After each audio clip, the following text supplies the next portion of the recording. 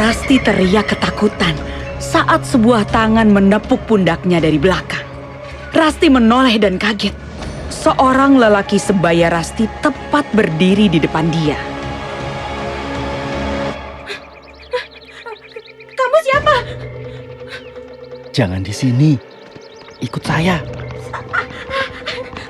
Aduh, kaki saya sakit. Aduh. Pemuda itu dengan wajah cemas langsung menarik Rasti keluar dari rumah tersebut. Rasti terus mengikuti dengan bingung dan sesekali meringis karena kakinya yang belum begitu sembuh. Si pemuda melihat sekeliling dengan was-was. Aduh. Kenapa kamu masuk ke kamar itu? Kenapa kamarnya bisa terbuka? Tadi saya lewat. Kamar itu memang udah kebuka. Kamu siapa sih? Saya Jai, cucunya Mbah Sulis. Oh. Kamu Rasti kan? Pintu itu jangan sampai terbuka. Dan harusnya tidak ada yang bisa buka. Bahkan Mbah Sulis sekalipun. Kalau terbuka, Kenapa? akan ada tumbal yang mati. Tumbal? Enggak. Saya nggak mau dengar apapun tentang tempat ini. Saya mau pulang. Tunggu. Jangan ikutin saya. Tunggu.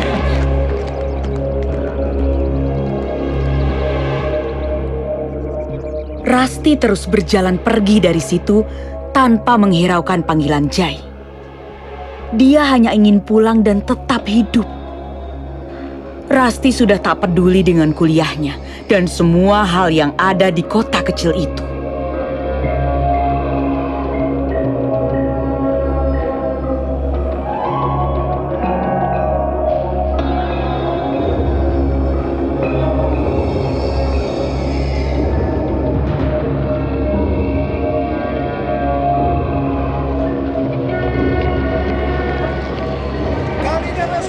Kali terus.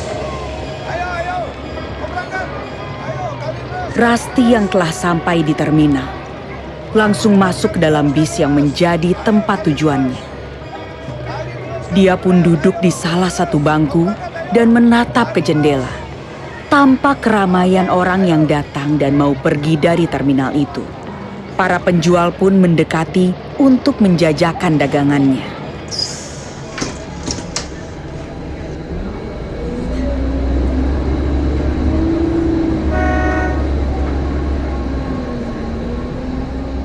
Bis yang Rasti naiki mulai meninggalkan terminal itu. Rasti menghela nafas lega sambil bergumam menatap jendela. Nggak akan pernah gue kesini lagi. Benar-benar mimpi buruk ada di tempat itu. Perlahan Rasti pun mulai memejamkan matanya. Wajahnya tampak sangat lelah. Baginya, tak perlu waktu lama untuk dapat tertidur lelap. Awalnya perjalanan tampak biasa saja. Bis terus melaju di jalanan aspal dengan pepohonan jati yang tinggi di sebelah kanan dan kiri. Namun, tiba-tiba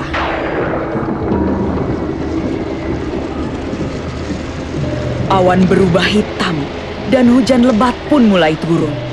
Rasti yang masih tertidur tampak gelisah. Berulang kali dia memiringkan badannya untuk mencari posisi yang nyaman untuk tidur. Namun yang ada, dia semakin gelisah. Hujan turun semakin deras. Rasti yang masih gelisah akhirnya membuka mata. Namun hal paling mengerikan pun terjadi.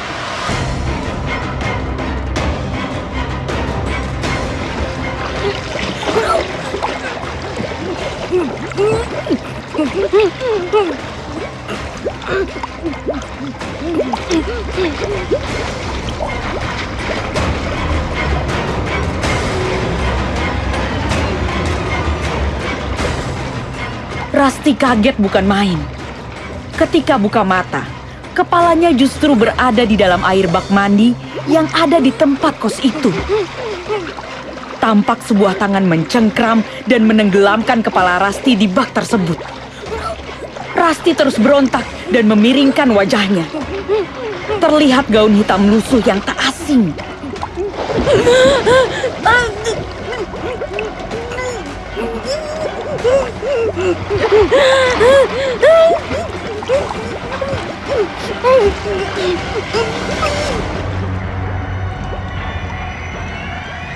Sosok yang terus menenggelamkan kepala Rasti ke bak tersebut tak lain adalah makhluk mengerikan itu.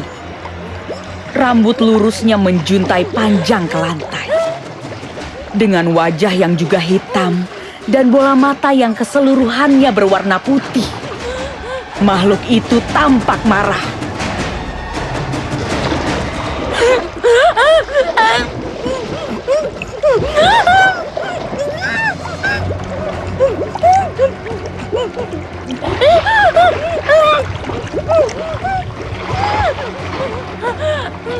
Rasti mulai lemas, tak ada tenaga. Makhluk itu terlalu kuat untuknya.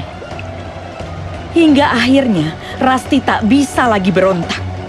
Kepalanya terus ditenggelamkan semakin dalam hingga menjadi setengah badan. Rasti tak bergerak dan matanya mulai tertutup. Seakan hidupnya sudah tak lama lagi. Namun tiba-tiba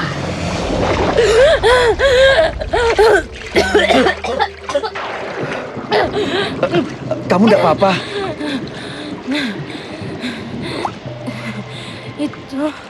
Itu tadi. Ayo, pegang pundak saya. Saya tuntun kamu keluar dari sini. Jai langsung merangkul Rasti dan berusaha membawanya keluar dari rumah itu dengan sekuat tenaga. Mereka terus berjalan di tengah hujan yang deras.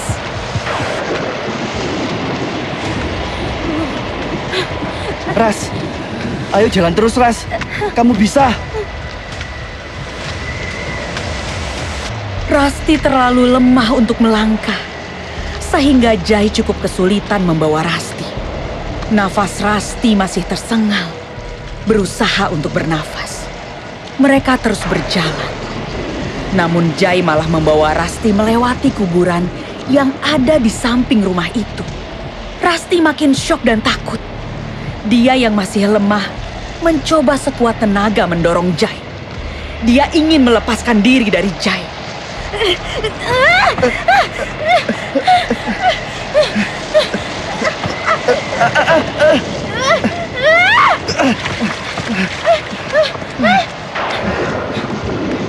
Menggunakan sisa tenaganya, Rasti coba berjalan pergi dari situ dengan takut dan panik.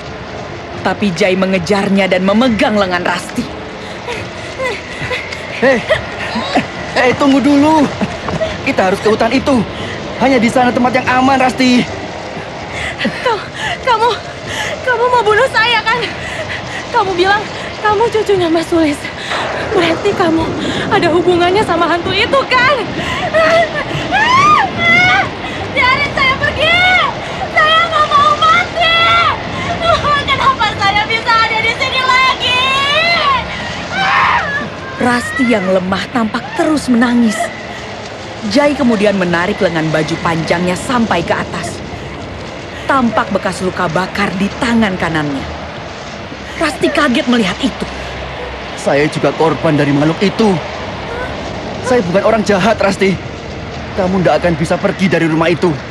Kemanapun kamu lari, saat kamu bangun dari tidurmu, kamu tetap akan ada di rumah itu. Saya di sini mau bantu kamu. Kita harus pergi ke tempat yang aman, Rasti. Kamu mau tetap hidup, kan? Kamu tidak ada pilihan lagi selain ikut saya. Makhluk itu akan terus menghantui kamu, Rasti. Kenapa hanya saya yang seperti itu? Kenapa orang yang ngekos sebelumnya bisa pergi dari situ? Karena kamu penghuni terakhir di situ. Kutukan akan lepas kalau ada orang yang lebih baru dari kamu yang tinggal di sana. Waktu kita tidak banyak, Rasti. Kamu harus ikut saya kalau mau aman.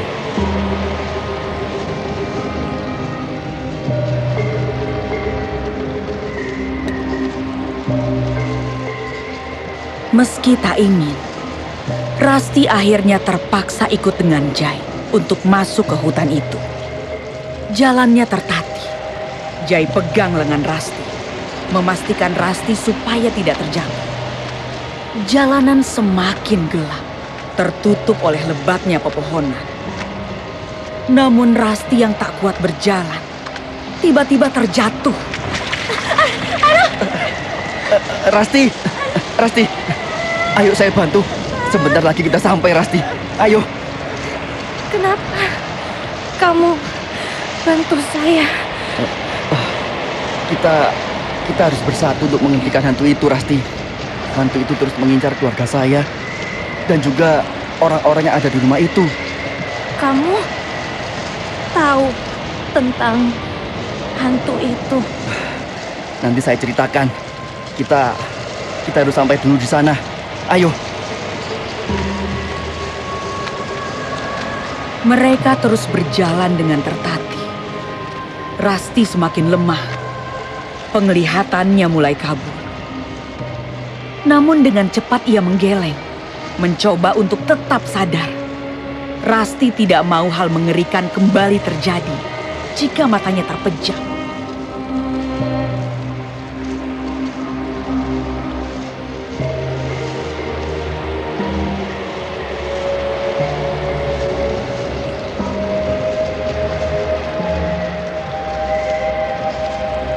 Akhirnya, setelah jalan cukup jauh, tampaklah sebuah gubuk kecil yang terbuat dari kayu dan atap jerami. Nah, itu rumahnya. Kamu tahan dulu ya. Sebentar lagi kita sampai. Ayo, sedikit lagi, Rasti.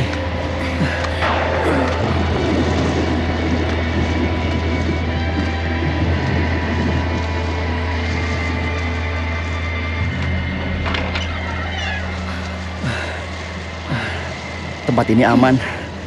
Saya ambilkan handuk dan air hangat buat kamu ya. Sebentar. Kenapa?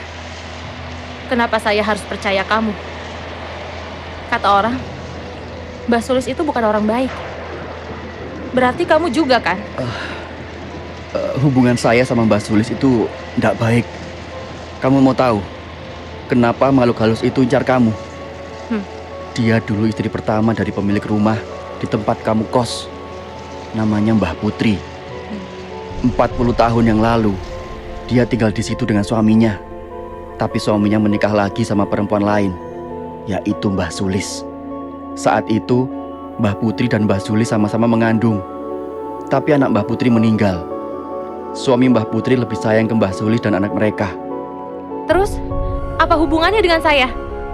Saya nggak kenal kalian, kenapa saya yang kena? Justru ini sangat berhubungan sama kamu, Rasti. Mengapa Jai sampai bilang seperti itu? Apa Jai benar-benar ingin membantu Rasti?